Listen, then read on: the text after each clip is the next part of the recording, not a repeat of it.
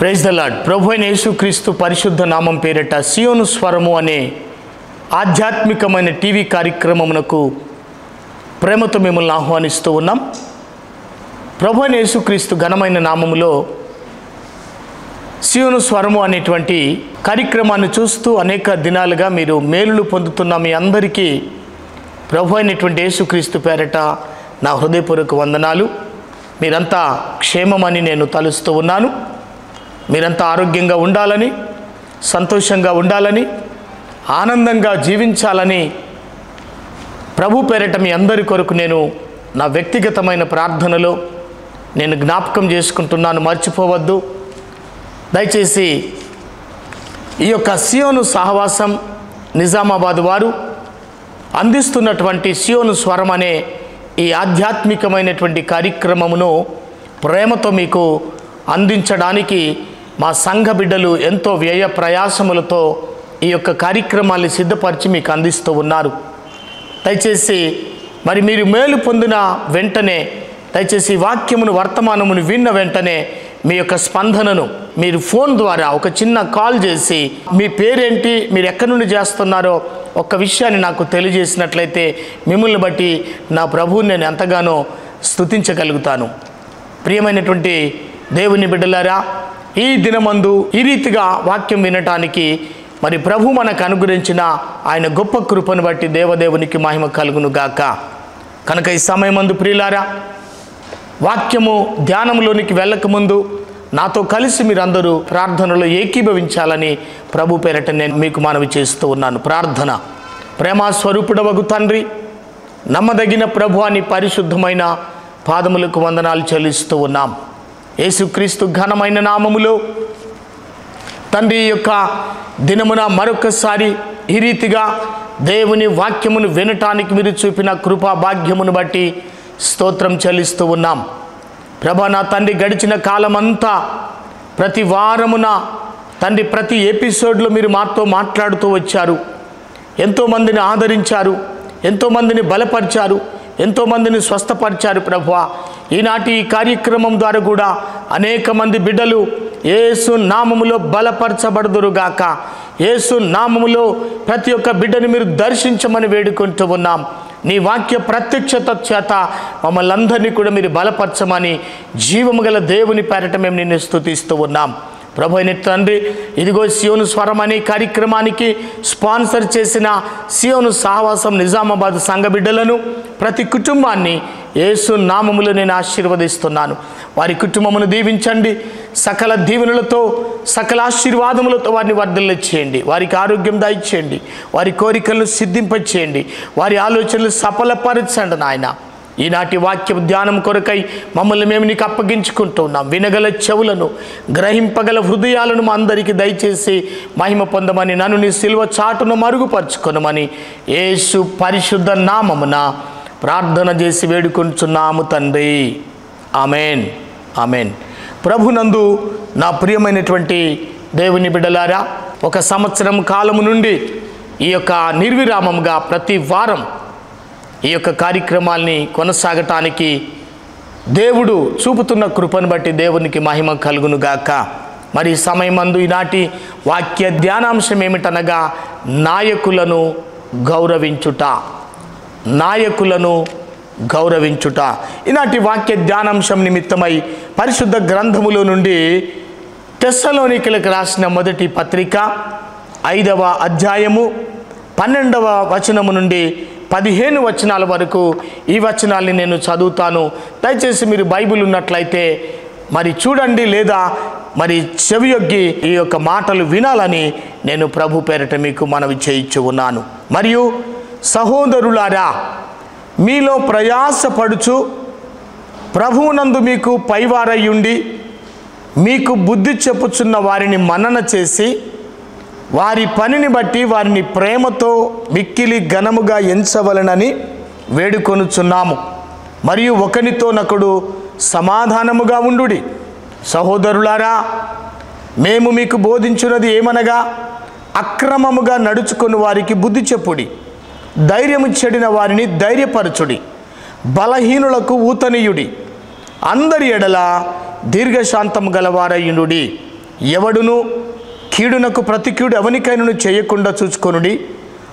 మీరు ఒకని ఎడల ఒకడును మనుషులందరి ఎడలను ఎల్లప్పుడూ మేలైన దానిని అనుసరించి నడుచుకొనుడి. దేవునికి స్తోత్రం కలుగును గాక. ప్రియులారా, ఇక్కడ మనము గమనించవలసినటువంటి విషయం ఏంటంటే 12వ వచనంలో రాయబడిన ప్రకారంగా, మరియు సహోదరులారా, మీలో ప్రయాసపడుచు ప్రభువునందు మీకు పైవారయుండి మీకు బుద్ధి చెప్పుచున్న వారిని మన్నన చేసి. దేవునికి స్తోత్రం కలుగును గాక. అనగా ఇక్కడ తెస్సలోనిక పత్రికను అపోస్తలుడైనటువంటి పౌలు గారు తెస్సలోనిక సంఘమునకు వ్రాస్తూ ఉన్నాడు.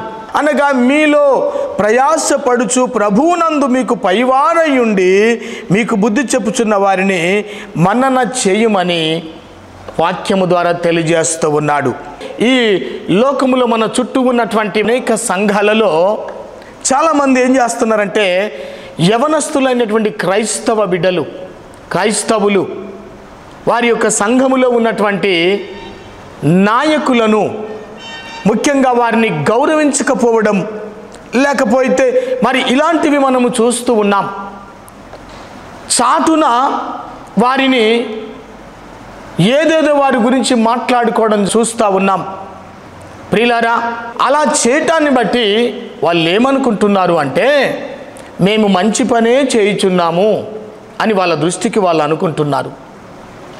Praise the Lord. కనుక నా ప్రియమైనటువంటి సహోదరి సహోదరులారా, యవన బిడ్డలారా, వాక్యానుసారంగా వాక్యమును మనం గమనించి మనము చాలా జాగ్రత్తలు తీసుకోవాలని, మరి ఎవరు పై నాయకులు అనగా సంఘమును తీసుకున్నట్లయితే కాపరి కావచ్చు. పైవారు అనగా బుద్ధి ఎవరు చెప్తారు? కాపరి చెప్తున్నాడు బుద్ధి. కనుక ప్రభువునందు ప్రయాసపడేది ఎవరు? సంఘ కాపరి ప్రయాసపడుతున్నాడు. ప్రభువునందు వారు పైవారు అనగా ప్రతి అధికారం, వారికి కలిగినటువంటి అధికారం కానీ, ఆధిపత్యము కానీ, నాయకత్వము కానీ, కాపరత్వము కానీ అది అప్పగించినది దేవుడు మాత్రమే అప్పగించాడు. ఈ విషయాన్ని మనం గమనించాలి. Praise the Lord. కనుక ప్రియులారా, మీకు పైవారయుండి మీకు బుద్ధి చెప్పుచున్న వారిని మన్నన చేయాలి, గౌరవించాలి, వారిని ప్రశంసించాలి అని పరిశుద్ధ గ్రంథము మనకు తెలియజేయచ్చు ఉన్నది. ఇలాగున మరి చాలామంది చిన్న చిన్న బలహీనతలను పట్టుకొని వాళ్ళ బలహీనతలను చూస్తూ వారిని త్వరితంగా నిందించి వారిని విమర్శించడం చూస్తూ ఉంటాం. ఆయన ఇట్లా, ఈయన అట్లా, ఆయన సరైనటువంటి విధానంలో లేడు, మాకు ఈ నాయకుడు సరైనటువంటి పద్ధతులు లేడనేటువంటి మాట వాళ్ళు అనుకుంటూ, వాళ్ళు ఏమనుకుంటారంటే మేము చేస్తున్నదే సరైనటువంటి విధం అని, మేము యథార్థంగా మేము చూస్తున్నాం, మేము కరెక్టే చేస్తున్నామని అనుకుంటున్నారు. కానీ అది యథార్థంగా వారు చాలా విధంగా పొరపాటు చేస్తున్నామని వారు గ్రహించారు. దేవుని యొక్క వాక్యం ఏం చెప్తుంది? మనకు బుద్ధి చెప్పుచున్న వారిని, ప్రైజ్ ద లార్డ్, సంఘములో ప్రతి ఒక్కరికి బుద్ధి చెప్పుచున్నటువంటి నాయకులను గౌరవించడం మనం నేర్చుకోవాలి. Praise the Lord. దేవునికి స్తోత్రం. ఎప్పుడు మనము ఒకే పద్ధతిలో నాయకునికి మరి సరైనటువంటి విధంగా మనము వారిని సరైన విధంగా మనం చూడకపోతే, లేకుంటే వారికి వ్యతిరేకంగా మనము మరి మాట్లాడినట్లయితే వారిని మనం అగౌరవపరిచినటువంటి విధంగా ఉంటాం. బైబిల్ ఏం చెప్తుందంటే, మీకు పైన ఉన్న వారు సంతోషంగా సేవ చేయాలని పరిశుద్ధమైనటువంటి లేఖనము సెలవిస్తుంది. ఎందుకనగా ఇబ్రీ పత్రికలు మాట్లాడతాడు దేవుడు, వారు మీ గురించి లెక్క ఒప్ప చెప్పవలసిన వారయ్యున్నారు కనుక వారిని సంతోషముగా వారిని పని చేయనివ్వండి. చూడండి, సంఘములో ఏ విధమైనటువంటి మరి చిన్న చిన్న బలహీనతలు లేని వ్యక్తులు ఎవరు లేరు. ప్రతి ఒక్కరిలో బలహీనతలు ఉంటాయి. కనుక వారు ఒకటి విషయం మనం గమనించాలా, మీరెవరు ఎక్కడున్నా సరే, నువ్వు ఏ సంఘ బిడ్డవైనా సరే, ప్రియ సహోదరి సహోదరుడా, నీ పైన ఉన్నటువంటి నాయకుల గురించి నీవు ఇష్టానుసారంగా మాట్లాడుతున్నవేమో, వారిని గురించి నువ్వు ఎగతాళిగా మాట్లాడుతున్నావేమో, వారిని గురించి నీవు వ్యతిరేకంగా ఏదో మాట్లాడుతున్నావేమో గమనించుకో. ఎక్కువగా మనము పరుల జోలికి పోవారుగా ఉండకుడి అని వాక్యం చెప్తుంది. పరుల జోలి అనగా డైరెక్ట్గా వెళ్ళి అనకున్నా కూడా చాటున మనం ఏం చేస్తామంటే నాయకుల గురించి, సేవకుల గురించి, కాపురుల గురించి, వాళ్ళ చిన్న చిన్న బలహీనతల గురించి ఆయన ఇట్లా ఆయన అట్లా అని చెప్పేసి మాట్లాడుతూ ఉంటారు. పొరపాటున మనం ఆ విధంగా మాట్లాడకూడదని బైబిల్ మనకు స్పష్టంగా హెచ్చరిస్తూ ఉంది. తిమోతికి రాసిన మొదటి పత్రిక 5వ అధ్యాయము 19వ వచనములో మనకు చక్కని మాట ఇక్కడ వ్రాయబడింది. 2-3 సాక్షులుంటేనే కానీ పెద్ద మీద నేరారోపణ అంగీకరింపకుము. Praise the lord. ఒకవేళ నాయకులు సరైనటువంటి విధంగా లేరు అనుకుందాం. నాయకులు సరైన విధంగా లేకపోతేనట బైబిల్ ఏం చెప్తుందంటే వారి మీద మనము మోపుతున్నటువంటి నేరారోపణ 2-3 సాక్షుల ఎదుట వారిని ఒప్పింప చెయ్యాలి. అవును అని వారు అనాలి. అయితేనే వారి మీద నేరారోపణ చేయాలి. కానీ అనవసరంగా నాయకులను మనము దుఃఖపరచకూడదు. నాయకులను ఏం చేయాలి? గౌరవించాలి. దేవునికి స్తోత్రం. ఎందుకు? వారికి అప్పగించినటువంటి నాయకత్వము, వారికి అప్పగించిన అధికారం, వారికి అప్పగించినటువంటి ఆధిపత్యము అది దేవుని వలన కలిగింది. ఒకవేళ మనము నాయకులనే ఎదిరించే వారమైతే మనము దేవుని నియమములను ఒక విధంగా గమనించుకోవాలి. దేవుణ్ణే ఎదిరించిన వ్యక్తులంగా మనం అవుతున్నామనే సంగతిని మనం మర్చిపోకూడదండి. దేవునికి స్తోత్రం కలుగును గాక. కనుక ఇక్కడ పౌలు చెప్పినటువంటి విధంగా మరి నిబంధనలకు మనము ప్రతి ఒక్కరము కూడా విధేయులమైనప్పుడు మన సంఘాల్లో చక్కని సమాధానం, చక్కని ప్రేమానురాగాలు మన సంఘములో ఉంటూ ఉన్నవి. హల్లెలూయా. కనుక ఇక్కడ ఏమంటున్నాడు? తెస్సలోనికి రాసిన మొదటి పత్రిక 5వ అధ్యాయం 13వ వచనంలో చూస్తే వారి పనిని బట్టి వారిని ప్రేమతో మిక్కిలి ఘనముగా ఎంచవలనని వేడుకొనుచున్నాను. పౌలు గారు మాట్లాడుతున్నటువంటి మాట సంఘములో ఉన్న వారందరితో మాట్లాడుతున్నాడు. మనకు వారి చేస్తున్న పనిని బట్టి వారిని మిక్కిలి ఘనముగా ఎంచాలంట. ఈ రోజుల్లో ఆయనకేంది ఘనంగా ఎంచేది, ఆయన ఏంటట అనే విధంగా నీవు ఉంటున్నావా? సహోదరి, ఈ వాక్యము ఏదైతే చెబుతుందో దానికి మనము విధేయులము కావాలి, లోబడాలి. వాక్యమునకు లోబడ్డట్లయితే, వాక్యమును ప్రేమించినట్లయితే ఈ క్రియలన్నీ కూడా మనము తప్పకుండా చేస్తాం. ఇలాంటి క్రియలు గనక మన జీవితంలో కొనసాగినట్లయితే ఏమంటున్నాడు? వారి పనిని బట్టి వారిని ప్రేమతో మిక్కిలి ఘనముగా ఎంచవలనని వేడుకొనుచున్నాను. తప్పేముందండి? తప్పు లేదు కదా. కనుక మనము మిక్కిలి ఘనముగా వారి సన్మానానికి పాత్రులుగా మనం ఎంచాలని బైబిల్ మనకు అనేక సందర్భాల్లో ఏమండి మనకు ఆలోచనలు ఇచ్చేవాళ్ళు ఉంటారు, కానీ మనకు బుద్ధి చెప్పేవారు ఉండరు. సంఘ సావాసంలోనికి వెళ్తున్న మనకి దేవుని వాక్యము ద్వారా నాయకులు అనబడిన వారు మనకు బుద్ధి నేర్పిస్తున్నారు, మనకు చక్కని మార్గాన్ని చూపిస్తూ ఉన్నారు. దేవుని వాక్యము ద్వారా అనేక విషయాలు మనం నేర్చుకుంటూ ఉన్నాం. కనుక మరి ఇక్కడ ఏమంటున్నాడు? 13వ వచనంలో చివరి లైన్లో, మరియు ఒకరితో ఒకడు సమాధానముగా ఉండుడి. ఈ సనుగులు సంశయాలు ఉండకుండా, ఒకరి మీద ఒకరు విరోధంగా మాట్లాడకుండా, ముఖ్యంగా నాయకులకు వ్యతిరేకంగా మనం మాట్లాడకుండా ఉన్నట్లయితే సమాధానముగా చక్కగా ఒకరితో ఒకరు సమాధానంగా ఉండండి అంటున్నారు. దేవుని మందిరమునకు వచ్చిన మనం, సహవాసములో ఉన్న మనం, నీవు ఈరోజు సమాధానంగా ఉన్నావా? నీ పైన ఉన్న నాయకుడిని నువ్వు ప్రేమిస్తున్నావా? నువ్వు లోబడుతున్నావా? నువ్వు గౌరవిస్తున్నావా? నువ్వు మిక్కిలి ఘనంగా ఎంచుచున్నావా అనే విషయాన్ని మనం దయచేసి అర్థం చేసుకొని ఉండాలని వాక్యమును బట్టి నేను మిమ్మల్ని ప్రేమతో హెచ్చరిస్తూ ఉన్నాను. దేవునికి స్తోత్రం కలుగును గాక. హల్లెలూయా. కనుక ప్రియులారా, ఇక్కడ మన నాయకులను ప్రేమతో మిక్కిలి ఘనంగా ఎందుకు ఎంచాలి? దేవునికి స్తోత్రం. దానికి కారణం వారు చేసేటువంటి పని. వారు ఏం పని చేస్తున్నారు?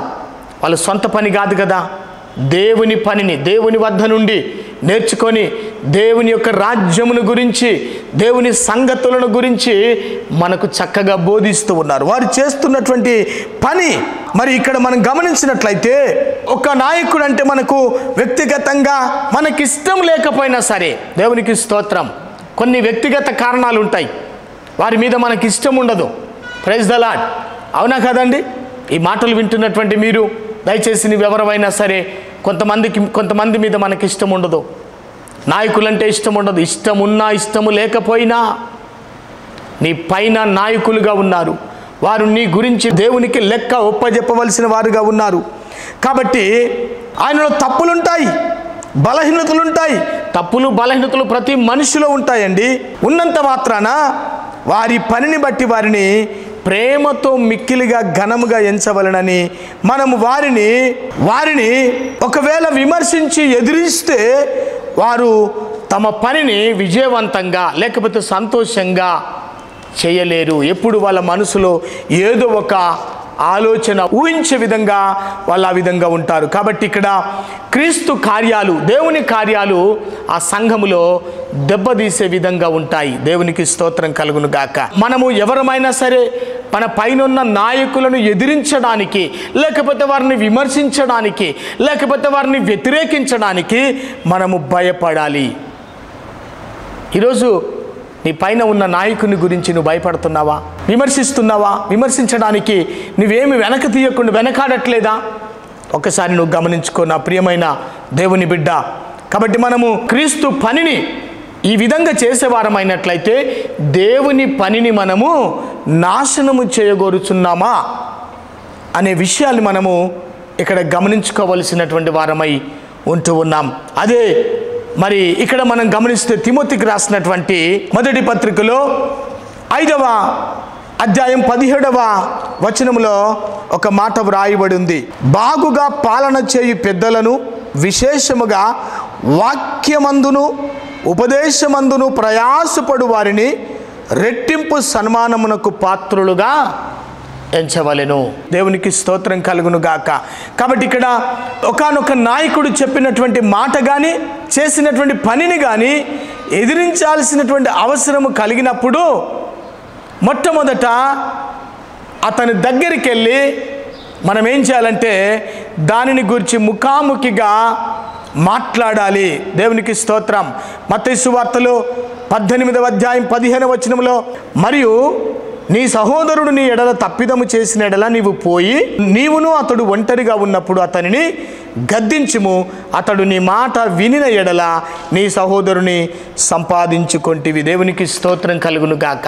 ఒకవేళ నాయకులలోనే ఏదైనా పొరపాటు ఉంటే మనం ఏం చెయ్యాలటంటే నాయకుడి దగ్గరికి స్ట్రైట్గా వెళ్ళి ముఖాముఖిగా వెళ్ళి కలుసుకొని ఆ విధంగా మరి ఏమండి మీరు ఇలాగున చేస్తే బాగుంటుండు అని మనం సలహాలు ఇచ్చేటువంటి బిడ్డలముగా మనం ఉండాలి. కానీ వారిని గురించి అనవసరమైనటువంటి విషయంలో మనము జోక్యం చేసుకొని మాట్లాడకూడదని దేవుని యొక్క వాక్యం మనల్ని హెచ్చరిస్తూ ఉంది. కనుక ప్రియులారా, ఈ మాటలు మనము గమనిస్తూ వింటున్నటువంటి మనము ప్రియమైనటువంటి దేవుని బిడ్డలారా, దేవుని యొక్క సంఘములో నాయకులు చక్కగా సంతోషంగా దేవుని పనిని కొనసాగించుకోవడానికి వారిని మనం ఏం చేయాలంటే సన్మానించే వారంగా ఉండాలి.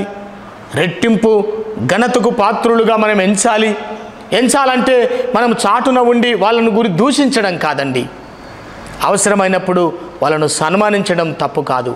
అందుకే బైబిల్ చెప్తుంది, ఎవరికి సన్మానమో వారికి సన్మానం చేయాలట, ఎవరికి ఘనతనో వారిని ఘనపరచాలంట. దేవునికి స్తోత్రం కలుగు. అలా అని చెప్పేసి మేమందరము నాయకులు మీరు మమ్మల్ని ఘనపరచండి, మీరు మమ్మల్ని హెచ్చించండి అని చెప్పడం లేదు ఇక్కడ. కనుక ఈ విషయంలో దేవుని బిడ్డలమైన ఈ వాక్యం వింటున్నటువంటి నీవు, ఒకవేళ నువ్వు వెళ్ళే సంఘంలో నువ్వున్న చోట నీ పైన ఉన్న నాయకుని మీద నీకు బాధ ఉందేమో, వ్యతిరేకం ఉందేమో, వ్యక్తిగతమైనటువంటి భేదాభిప్రాయాలు ఏమైనా ఉన్నాయేమో, కానీ వారు నీ గురించి లెక్క అప్పజెప్పవలసిన బిడ్డలుగా ఉన్నారు. కనుక వారిని నువ్వు రెట్టింపు సన్మానమునకు పాత్రులుగా నువ్వు ఎంచాలి. 14వ వచనంలో ఉంది, సహోదరులారా మేము మీకు బోధించున్నది ఏమనగా అక్రమముగా నడుచుకుని వారికి బుద్ధి చెప్పుడి, ధైర్యము చెడిన వారిని ధైర్యపరచుడి, బలహీనులకు ఊతనీయుడి, అందరి ఎడల దీర్ఘశాంతం గలవారై ఉండుడి. చూడండి, ఇక్కడ అక్రమముగా నడుచుకున్న వారికి బుద్ధి చెప్పుడి. తెస్సలోనిక పత్రిక అక్కడే 4వ అధ్యాయము 11వ వచనములో మనం గమనించినట్లయితే ఇక్కడ ఏమి రాయబడిందంటే, సహోదరులరా, మీరు ప్రేమయందు ఎక్కువగా అభివృద్ధి నొందుచుండవలననియు సంఘమునకు వెలుపటి వారి ఎడల మర్యాదగా నడుచుకొనుచు మీకేమీ కొదువ లేకుండానట్లు మేము మీకు ఆజ్ఞాపించిన ప్రకారము మీరు పరుల జోలికి పోక మీ సొంత కార్యములను జరుపుకొనుట యందును మీ చేతులతో పనిచేయట యందును ఆశ కలిగి ఉండవలననియు మిమ్మును హెచ్చరించుచూ ఉన్నాను. చూడండి, ఇక్కడ దేవుని యొక్క వాక్యం ఏం చెప్తుంది? అక్రమముగా నడుచుకొనుచున్నటువంటి వారికి మనం బుద్ధి చెప్పాలని వాక్యము మనకు సెలవిస్తూ ఉంది. అదే రీతిగా మరొక మాట ఏం రాయబడిందంటే, ధైర్యము చెడిన వారిని ధైర్యపరచండి. దేవునికి స్తోత్రం. రోమీయులకు రాసిన పత్రిక 15వ అధ్యాయము మొదటి 2 వచనాలు మనం చూసినట్లయితే, కాగా బలవంతులమైన మనలను మనమే సంతోషపరచుకొనక బలహీనుల దౌర్బల్యములను భరించుటకు బద్ధులమై ఉన్నాము. తన పొరుగు వారికి క్షేమాభివృద్ధి కలుగునట్లు మనలో ప్రతివాడును మేలైన దాని యందు అతనిని సంతోషపరచవలను. క్రీస్తు కూడా తన్ను తాను సంతోషపరచుకొనలేదు కానీ నిన్ను నిందించి వారి నిందలు నా మీద పడెను అని వ్రాయబడి ఉంది. ఇక్కడ ఈ వాక్యములు మనం గమనించినట్లయితే ధైర్యము చెడిన వారిని మనము ధైర్యపరచాలా. దేవునికి స్తోత్రం కలుగును గాక. చాలామంది బలహీనులు ఉంటారు. ఆ బలహీనులకు మనము చేయూతనివ్వాలి, వాళ్ళను బలపరచాలని వాక్యం హెచ్చరిస్తూ ఉంది. చివరిగా 15వ వచనంలో రాయబడింది ఇక్కడ, తెస్సలోనిక మొదటి పత్రిక 5వ అధ్యాయం 15వ వచనంలో, ఎవడును కీడునకు ప్రతి కీడు అవనికైనను చేయకుండా చూచుకొనుడి. దేవునికి స్తోత్రం కలుగును గాక. ఇలాంటి కార్యాలు ఇవన్నీ కూడా మన ప్రభు అయినటువంటి యేసుక్రీస్తులో ఉన్నవండి. ఏమంటున్నాడు? ఎవడును కీడుకు ప్రతి కీడు ఎవనికి చేయకుండా చూసుకోవాలి. కొంతమంది మనసులో ఏదో దాచుకొని, ఆయన ఎట్లా అన్నాడు, నేను తప్పకుండా ఆ వ్యక్తిని అంటాను, ఆయన ఎట్లా నన్ను కొట్టాడు, నేను కూడా అతన్ని కొట్టే ప్రయత్నం చేస్తానని కీడుకు ప్రతి కీడు చేయటానికి ప్రయత్నం చేస్తూ ఉంటారు. ప్రియులరా, మనం గమనించాలా, కీడుకు ప్రతి కీడు ఎవ్వరికి కూడా చేయకూడదు.